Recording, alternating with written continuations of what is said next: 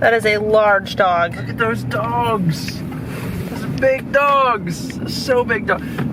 Hello, and welcome to Tuesday. We're outside of the house. Feels good, man. It feels really good. I was talking about it yesterday on the vlog, but you know, we've been in the house for so many days, and we actually were forced to come out today because we had to get groceries for ourselves and then also for the cats. If you get cat food, does that count as groceries? And is that a separate groceries for the cats? I don't know, it doesn't matter. Anyway, we came out, we had some food. Guess you can't guess where we went. Yeah, it was Chick-Fil-A. We've been eating a lot of Chick-Fil-A. It's just that salad though. It's really good. I mean, yeah, it's like for fast food, they do have some of the healthier options.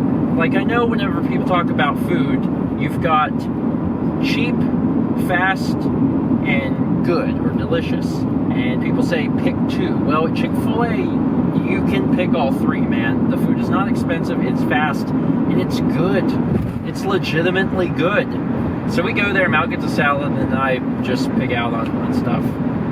It's really, really spectacular. Anyway, we did get out of the house today, which is fantastic. We just finished up our shopping. On our way back home now, I feel like we probably would have come out today even if we didn't have to get groceries, just because things, you know, we have been getting stir crazy. Also, we're slowly fixing our sleep schedule, which is really fantastic.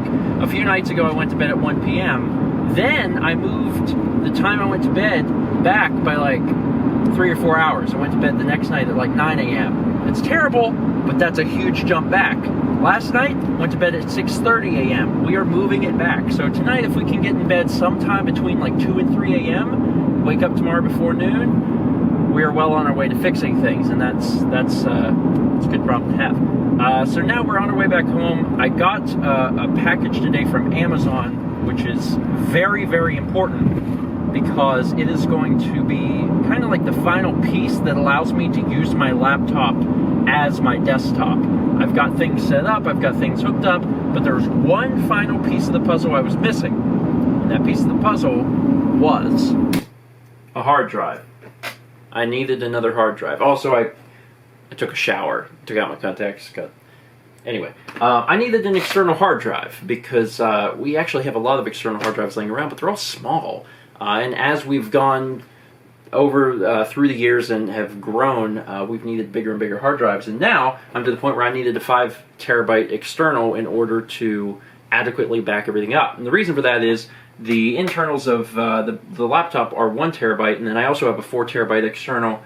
Is it still an external? It's one of those cases that you put an internal drive into, because I had a 4 terabyte internal just laying around that had never been opened. I have no recollection of buying it, but it was sitting on a shelf, and I was like, oh, that seems convenient. So I put that in one of the little external boxes. So that's my additional storage. So combined, that's 5 terabytes. So I bought a 5 terabyte external to back all that up. Now, I do have a Time Machine still for the Hackintosh.